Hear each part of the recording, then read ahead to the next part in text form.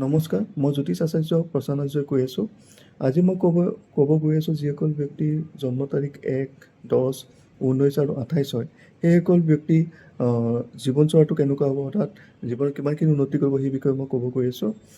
যিসকল ব্যক্তিৰ 1, 10, 19, 28 সেইসকল ব্যক্তি সদায় আত্মকেন্দ্ৰিক হ'ব আৰু প্লাছ তেওঁলোকৰ লিডাৰশ্বিপ কোৱালিটি যথেষ্ট ভাল থাকিব।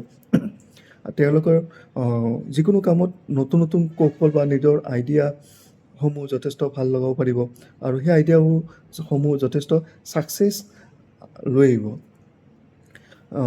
1, 10, 19 আৰু 28 জন্ম হোৱা ব্যক্তিসকলে লিডাৰশ্বিপ কোৱালিটি যথেষ্ট ভাল হ'ব আৰু সেইসকল ব্যক্তি এণ্টাৰপ্ৰিনাৰশ্বিপ ক্ষেত্ৰত হওক, লিডাৰশ্বিপৰ ক্ষেত্ৰত মানে ধৰক পলিটিকেল লিডাৰ হওক, কালচাৰেল দিশত হওক, যথেষ্ট ভাল কাম কৰিব পাৰিব।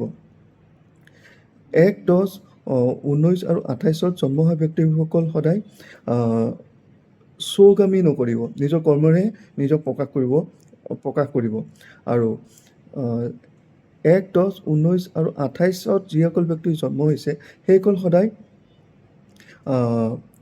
প্ৰগ্ৰেছ কৰিব 30 বছৰ পিছত আৰু সেইসকল ব্যক্তিৰ ফেভাৰেট কালাৰ হ'ব আপোনাৰ gold, red, yellow, orange colour যথেষ্ট লাকি হ'ব।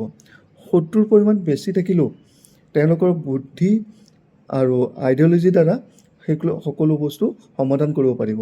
ধন্যবাদ। আৰু যিসকল ব্যক্তিয়ে মোৰ লগত কনচাল্ট কৰিব বিচাৰে, এষ্ট্ৰলজিৰ কথা সুধিব বিচাৰে, সেইসকল ব্যক্তিয়ে মোক তলত দিয়া নম্বৰটোত কল কৰিলে পাব। ধন্যবাদ।